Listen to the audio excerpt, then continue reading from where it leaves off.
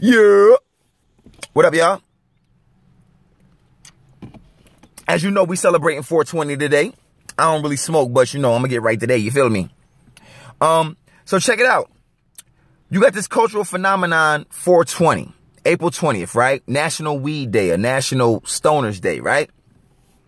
People celebrate by smoking weed and getting lit, but they don't really know the history behind it. So me, I be interested in things, man. So I went on my little Google mission. I'm like, yo, what is it about this 420?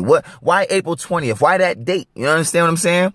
And the story was kind of interesting, but it wasn't what I expected, but I thought it was kind of interesting. You know what I'm saying? So I'm going to break it down for y'all. I'm going to try to remember everything I read, right? So check it out. Back in the 1970s, it was this group of high school kids. They called themselves the Waldos.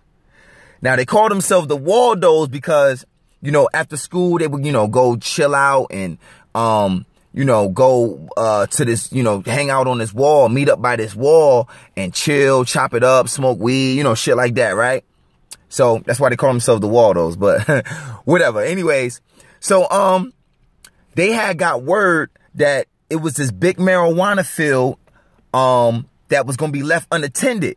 This Coast Guard that usually guards the weed, I don't know, they didn't make it clear if he got fired. I don't know what the deal was, but basically they got word that it was going to be left unattended. So they was like, yo, we need to go out and try to find this weed or whatever, this big field of weed. You know what I'm saying? They were weed smokers. So that's like heaven to them. So boom, they would say like, yo, after school, we going to meet up at 420. You know, school let out around, you know, 2:15, 2:30, and they were athletes. So they would go, they would, you know, they would have their little sports practice. And after practice, 420, they would meet up, wherever they would meet up at. But the time was 420. So in school, they would remind each other like, yo, 420. 420 meant like, yo, we gonna meet up so we can go on this mission to go find this weed or whatever, right? So boom, they would meet up and they would go, you know, to try to find this weed. And, you know, the whole way there, they'd be smoking, tripping out and shit like that.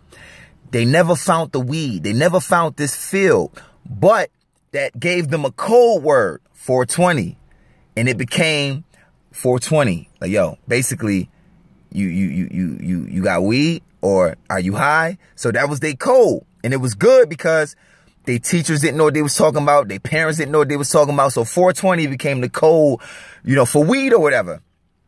So boom, I'm gonna tell y'all next how it became a national thing, right?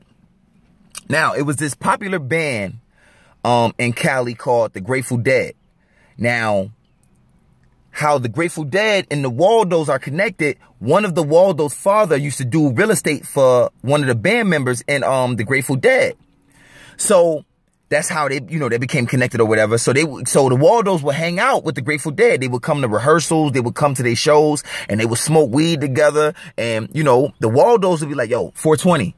You know what I'm saying? So the Grateful Dead picked up on it. So at concerts, the Grateful Dead would be like, yo, 420. They be say that shit loud on the mic, and the fans, they became aware of what 420 means like smoke weed or get high. So it became a cultural thing, like a, you know, like an underground cultural thing that nobody else really knew about. Only the Waldos and, you know, fans of the Grateful Dead knew what it meant, right? So boom, these dudes would go on tour and shit, and they would always say, 420, you know what I'm saying? And the crowd would go crazy because they all knew what that meant. You feel me? So then I'm gonna tell y'all now how it became worldwide. Now, these dudes, Grateful Dead, they went on a world tour, and all they fans knew what 420 meant because they would always say it at the concerts. 420, are y'all high or are y'all smoking? Boom, boom. So it's this popular magazine called High Times. They got a hold of it. They would ask fans and interview fans like, yo, what do 420 mean? Or what do 420 mean? And the fans would be like, it means smoking weed, getting high. So then they put that in the magazine, and that's how the shit became worldwide. So wasn't what you expected, right?